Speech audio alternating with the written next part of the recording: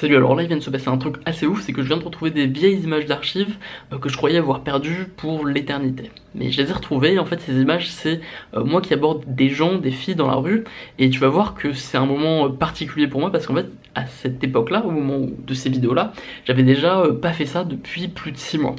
Et aujourd'hui j'ai complètement arrêté ça, j'ai mis un terme à la drague de rue depuis plus d'1 an maintenant.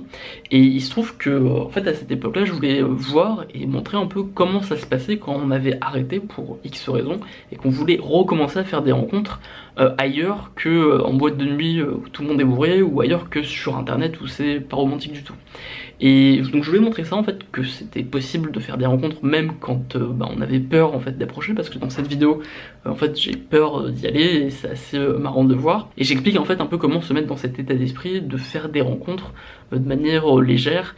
Et je fais cette vidéo absolument pas pour relancer encore le débat sur le harcèlement de rue, Marion Seclin, etc. C'est pas du tout le but. Le but là c'est juste de montrer un peu des images d'archives de moi pour ceux que ça intéresse et qui veulent savoir un peu quel est mon parcours.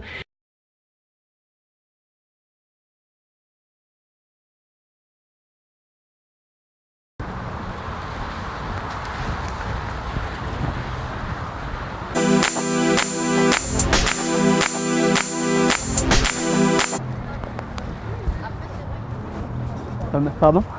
Excuse-moi. Pardon, en fait, j'étais juste là et je voulais te dire que en fait, je t'ai vu, je te trouvais toute mignonne, je me suis dit que tu serais peut-être quelqu'un de sympa. Tu comprends? Quoi? Tu m'entends? Ouais. Non, j'ai pas entendu. D'accord. Je disais qu'en fait, je t'ai juste vu et je te trouvais toute mignonne, t'avais l'air sympa. Ah, ok. Et je voulais venir te dire bonjour simplement, je voulais pas t'interrompre dans ta marche, mais voilà. Par contre, là, faut que j'aille parce que j'ai rendez-vous avec. C'est pas que t'arrives 1 minute en retard. Moi aussi, je dois rejoindre des amis, mais peut-être si t'as plus de temps un jour, on pourrait prendre un verre, c'est-à-dire, on de ces quatre, on pourrait faire ça? Oui, c'est vrai. Ouais. Parce que t'as un... Je sais pas si j'ai mon téléphone. Ouais, il est là. Mais en fait, j'ai plus de portable. T'as plus de portable, c'est vrai. T'as un Facebook, je peux t'ajouter maintenant si tu veux. Non, j'ai plus de Facebook. T'as plus rien, c'est vrai. Non. D'accord, ok. Faut que je me crée un compte, mais. Passe une bonne journée alors. Un de ces quatre. Ah, ok, au revoir. Tchuss.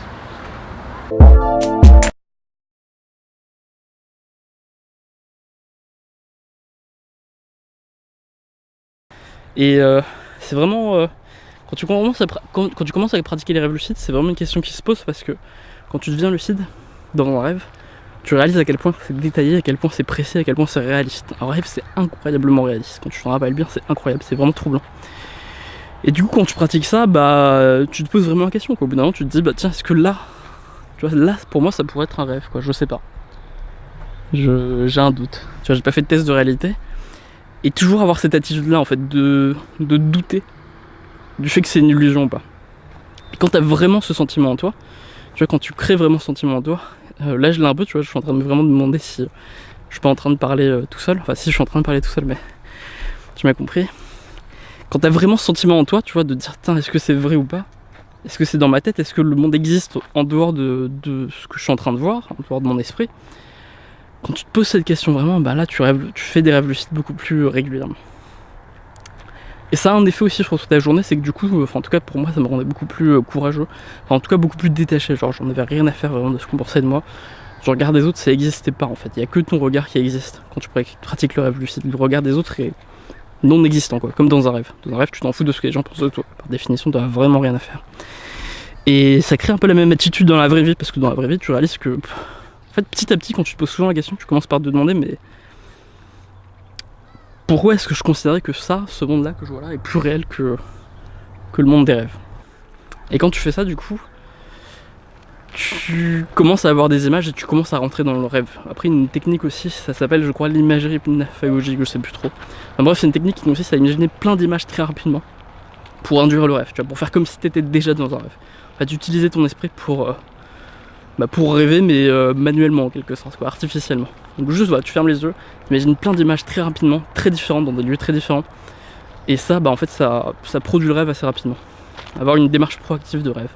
Et en fait, du coup, tu rentres dans le rêve, et tu rentres dans le rêve de manière lucide. Et même si tu rentres pas dans le rêve lucide de la première fois, moi ça m'est arrivé quasiment pas, au moins pendant la nuit, quand tu vas recommencer à rêver, tu vas être plus facilement lucide.